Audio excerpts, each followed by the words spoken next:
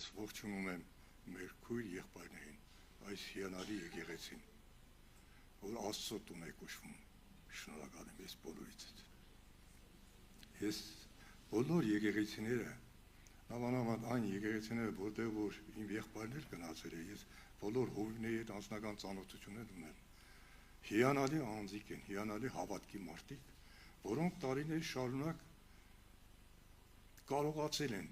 Հայաստանում մեծ գործ ձեռնարկել եւ ասեմ ձեզ, եթե 58 տարի մարդը հավատքի մեջ է լինում 60-ական թվականների վերջերից սկսած, եւ ես միայն մի բան եմ մտածել, որ ու մտածում եմ առ այսօր, որ Հայաստանում մարդությունը հենց ձեր միջոցով է եղել, այս եկեղեցիների միջոցով։ Որովհետեւ ես շատ դեպքերում ներկա եմ գտվել։ Իհարկե իմ եղբայրը մեծ հալածանքներ է կրել, փոքր հասակից սկսած, երբ ինքը արդակարգ սովորող ընտունակությունների դեր անձնավորություն է եղել, անգամ գյուղում գյուղացիները նախանձում էին վերաբերվում մեր ընտանիքի հանդեպ, երբ ինքը կատարյալ ընտունակություն ունեցող մարդ, Օլիմպիադաների մասնակից, ուժեղ մաթեմատիկոս եւ այլն, երկու տեղ միասին է ավարտում Մոսկվայի համալսարանի գիծ ֆիզիկա-մաթեմատիկական, նաեւ այստեղ Երևանին գիծ գերազանց ավարտում է, հետո կիբեռնետիկայի ֆակուլտետն է ավարտում, ես իհարկե իրավապան էի, 2 տարի մենք միասին հանրակացանում էլ ապրել ենք, հետո արդեն ստացվեց, որ ամեն մեկս մեր աշխատանքով, մեր բանով, բայց ինքը միշտ հավատարիմ մնաց հավատքին, եւ երբ ես մասնագիտությամբ իրավապան եմ եւ երկար տարիներ օրգանում եմ աշխատել, չեմ թաքցնում, ինչպես մեր ով ասեց եղբայրը Արոնը, եւ միլիցիայի համակարգում, եւ դատախազության համակարգում վերջին իմ պաշտոնը եղել է դատախազի պաշտոնը, երբ Ղարաբաղում Մարտակերտի Կայազորի դատախազ էի աշխատում։ Եվ հիշում եմ խոսքեր, երբ ինձ դատախազի հրաման տվեց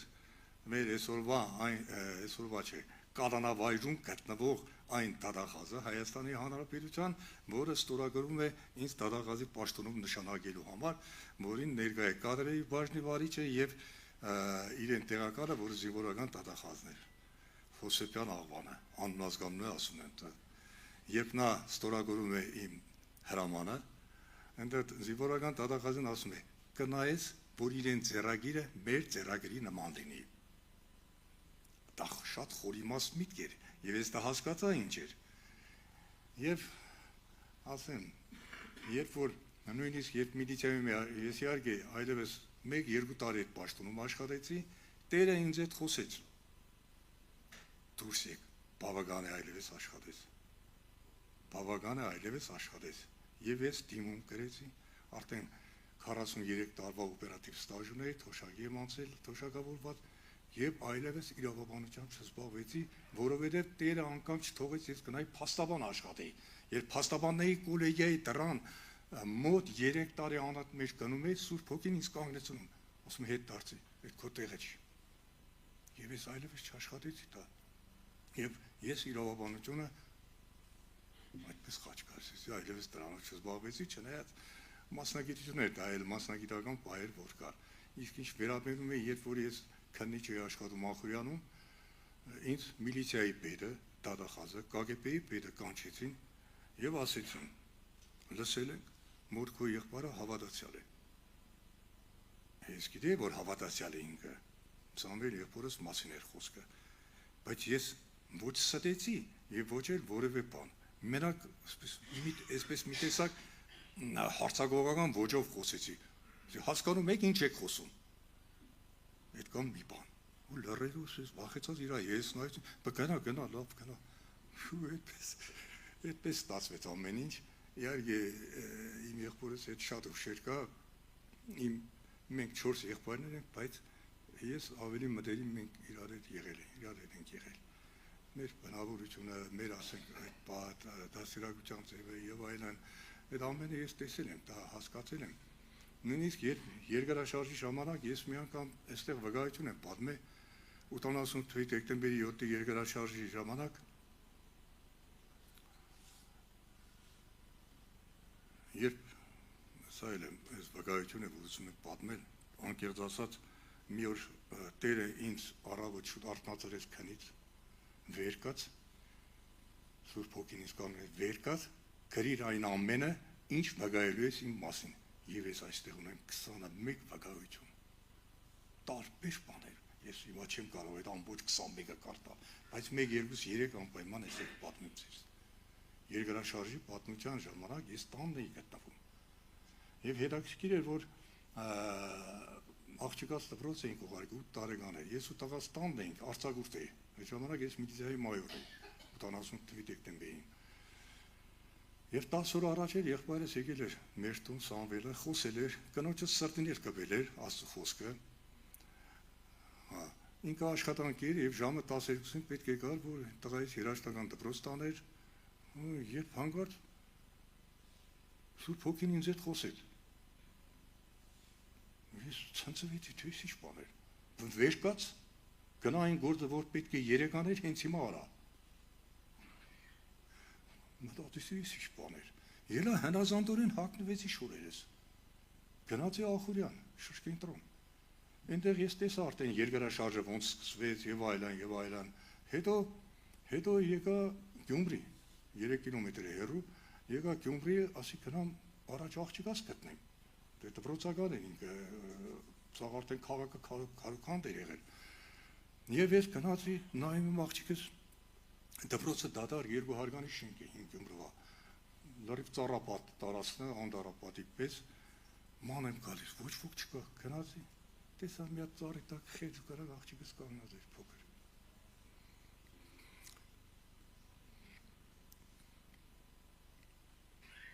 Գրգեցի, սիրեցի։ Հետո գնացինք մեր թաղամասը, որտեղ 43 շենքեր կային։ Ես նկարները ափսոս տվեցի, ափսոս բանի վրա, էկրանի վրա չելավ։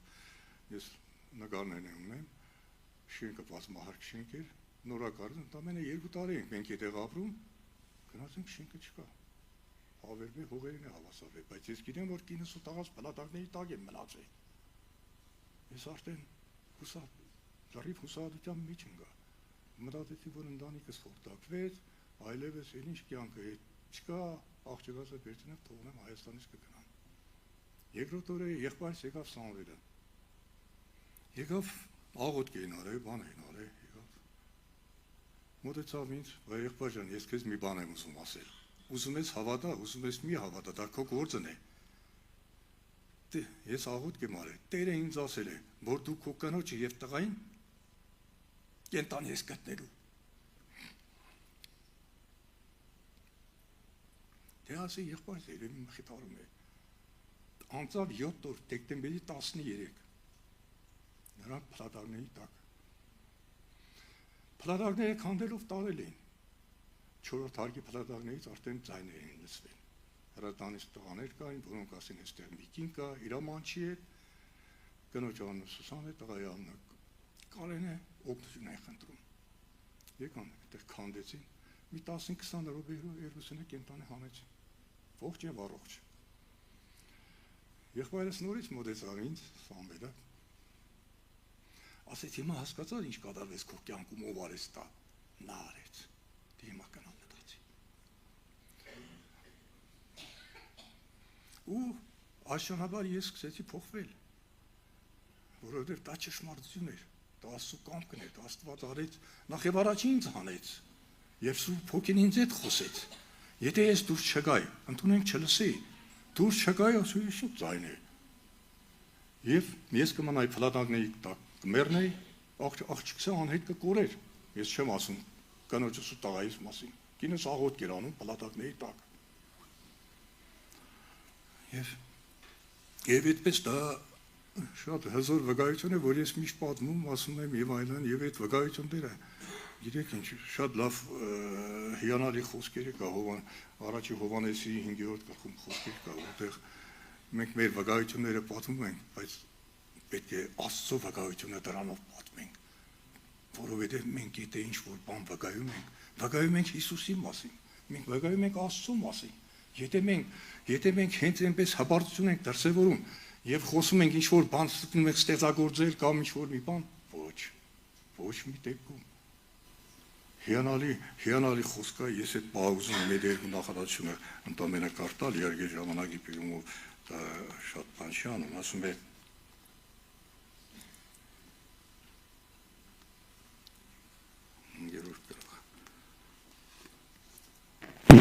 որ հավատում է Աստծո որդուն, վկայություն ունի իր անձում է, ով որ չի հավատում Աստծուն, սրախոս է արել նրան, որովհետև չհավատաց այն վկայությանը, որ Աստված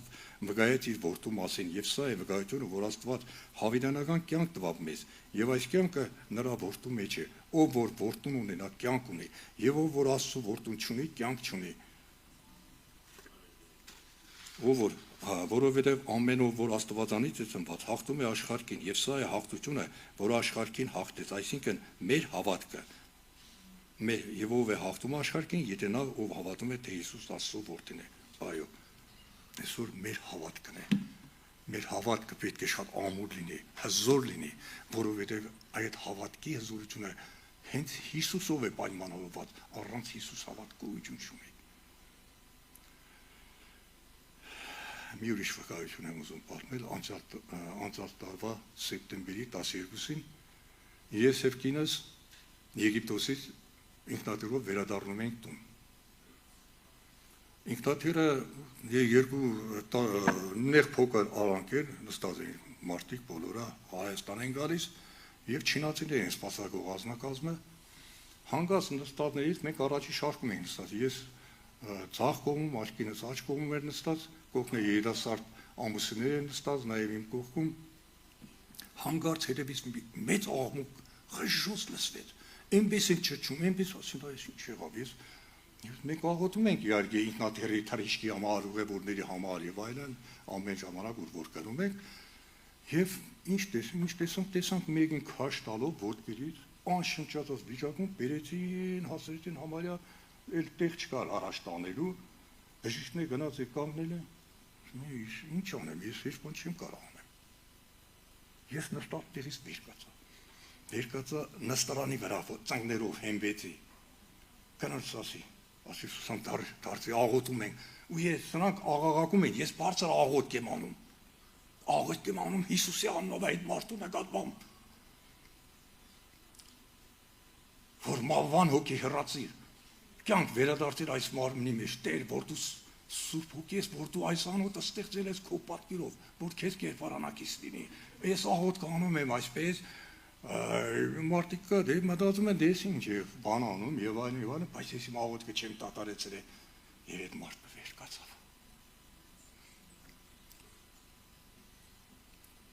Պարզվեց, որ նա սրտի վիրահատություն է տալել։ Վարացել է, անշնչած վիճակ։ Մարդը հելավ գնաց, ես չկարողացա այլևս մոտենալ, որովհետև արանքը շատ նեղ էր։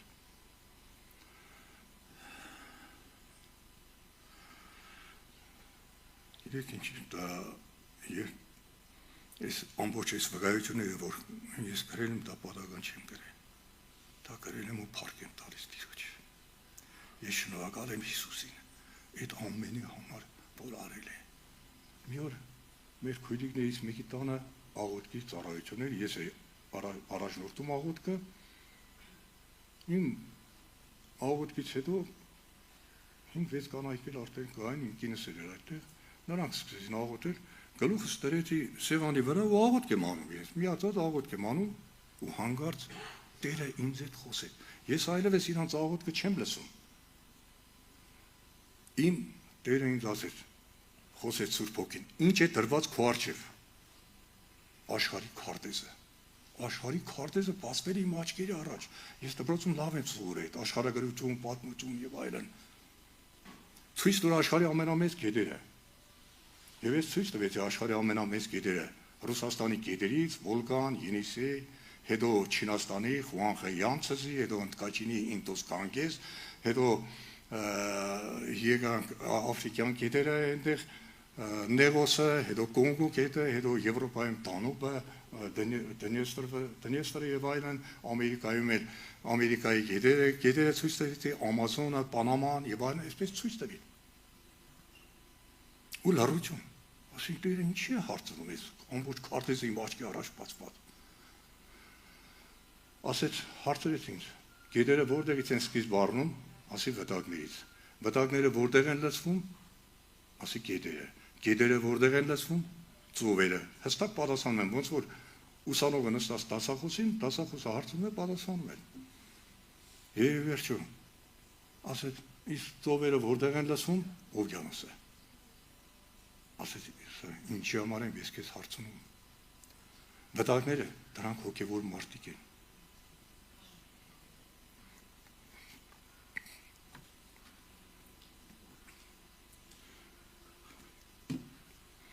Գետերը դրանք հոգևորների համակցությունն են։ Ծովերը դրանք եկեղեցիներն են։ Իսկ արտության օվկիանոսը դա արտության համաշխարհային օվկիանոսն է։ Քաջացեք ես հաղթել ոչ։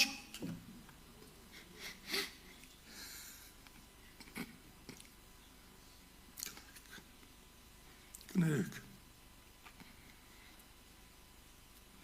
Եվ ինչպես ստացվեց, որ ես գնացի նաև սովորեցի ստացա այդ կրթությունները, աստվածաբանական դպրոցը, աստվածաշնչյան դպրոցը, նաև ուրիշ Ամերիկայի գլոբալ աստվածաբանական համալսարանը ավարտեցի։ Եվ կնոջս երբ տարա աստվածաշնչյան դպրոց ինքը տեղը չգիտեր։ Դե փաստաթերով են ձևակերպում, բան ընդունում եւ այլն։ Տարա հետ դարձի ճանապարհին Թուլիսյան խճուղու վրա էր գտնվում։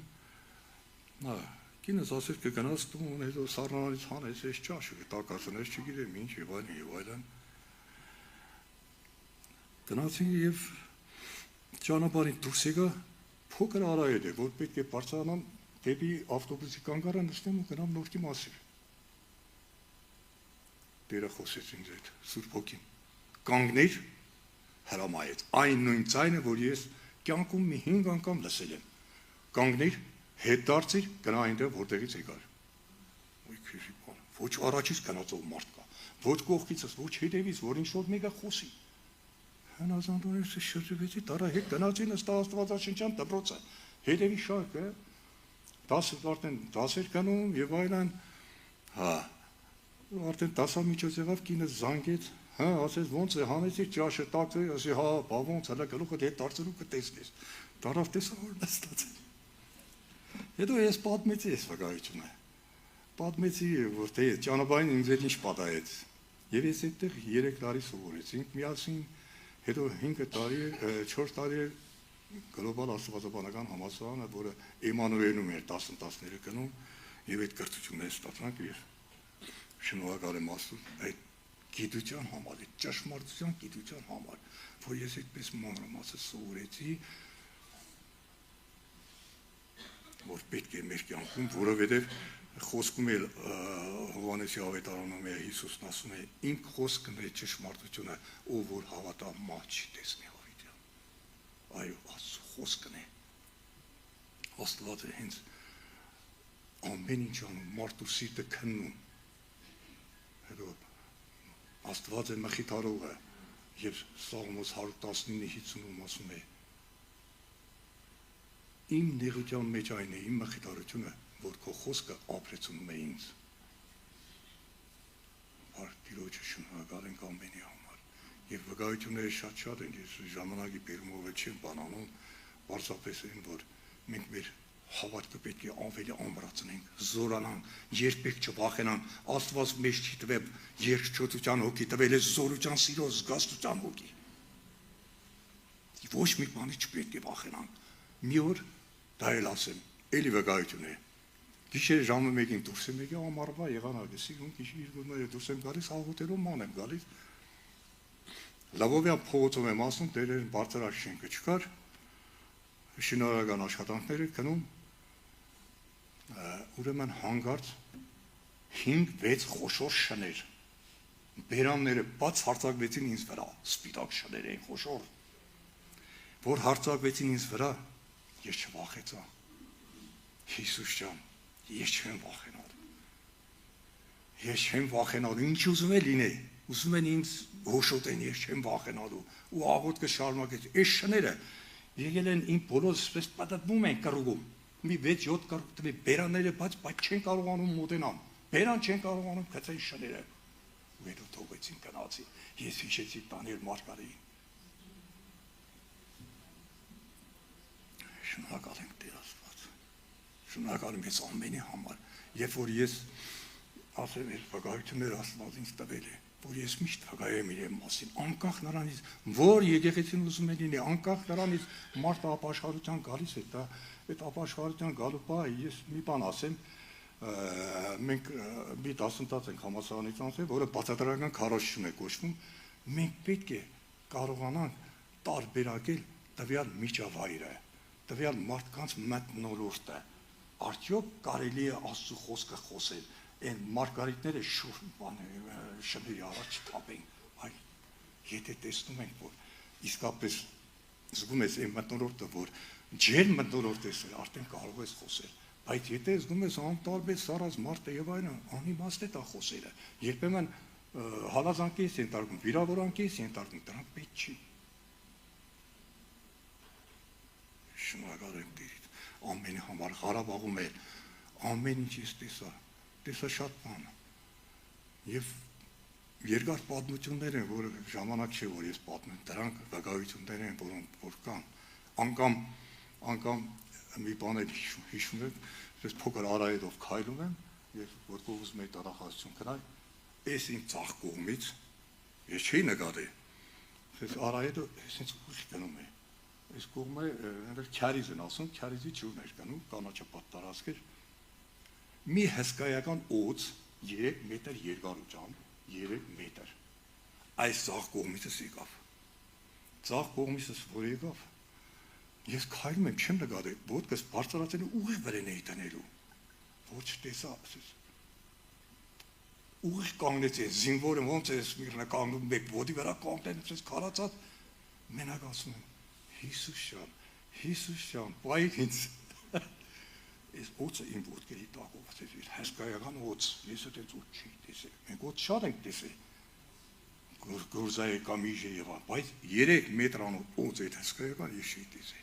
Գնաց ոտքերից տակով անցավ, գնաց հետո բացեցին որ գնացի։ Եվ ինչ ասեմ, դա կյանք է, որ մարդու կյանքում ամեն ինչ լինում է, ամեն ինչ պատահում է, բայց երբեք ինչեր ուզում է լինի, ինչ ծանր վիճակի մեջ էլ հայտնվի, երբեք վախ չունենաս։ Հիսուսն է քո Տերը, Հիսուսն է քո Փրկիչը, Աստված է քեզ պահում։ Այդ վստահ եղեք, հաստատում վստահ եղեք։ Մի բան էլ պատմեմ ու նոր ասենք մի հատ աղոթք կանենք։ Եվ Ղարաբաղում աշխատում էի, այստեղ շատերը բանակում ծառայել են, մեր տղամարդիկ, եղբայրները, գիտեն ավտոմատը ինչ զենք է,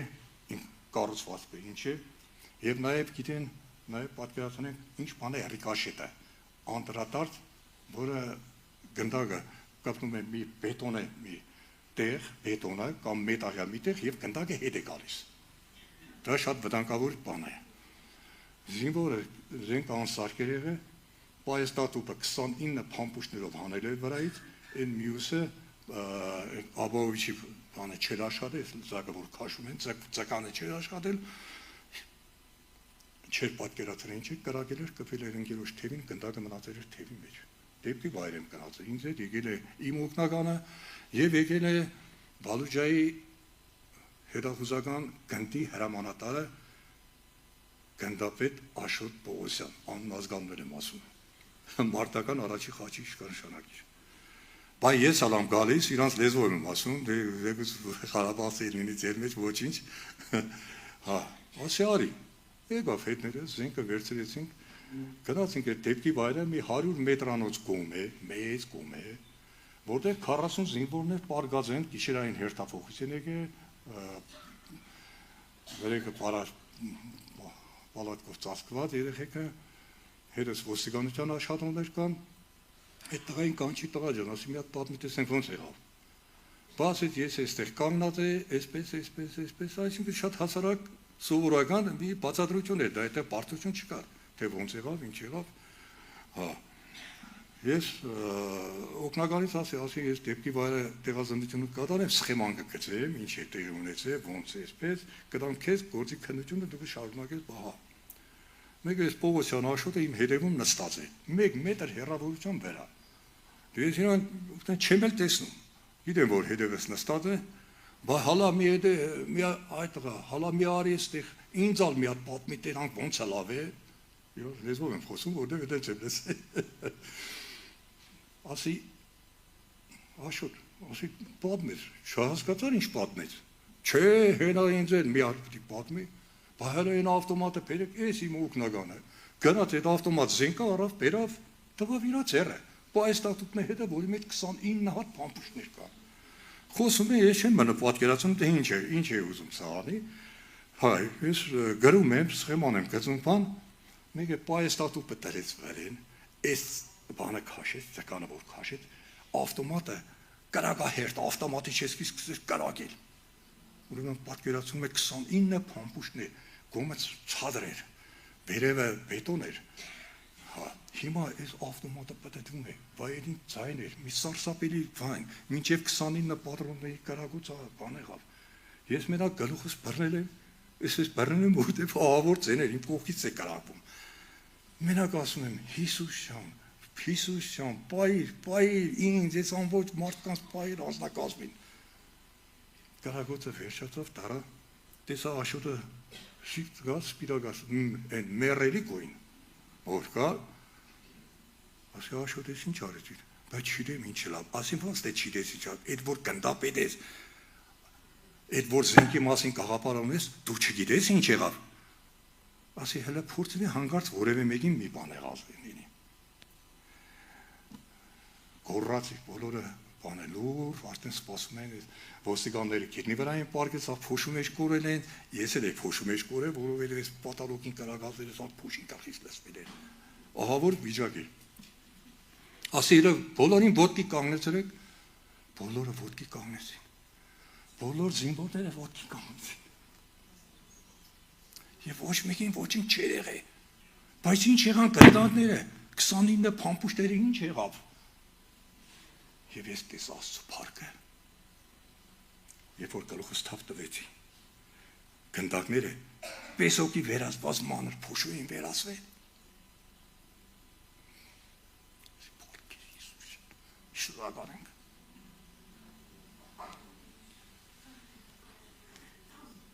եկեք, մի հատ աղոտ կանենք, եթե այս վկայությունների մասին պատմի աղաքին ժամանակը կրեր, ես մեծ բան չարեցի, պարզապես են է, որ վկայությունը անհրաժեշտ է, որ մենք Աստծո մասին վկայենք, Աստծո փառքի մասին վկայենք, ոչ թե մեր փառքի մասին, մենք փառք չունենք, Աստված է, Աստծուն է փառքը, միայն նրան է փառքը,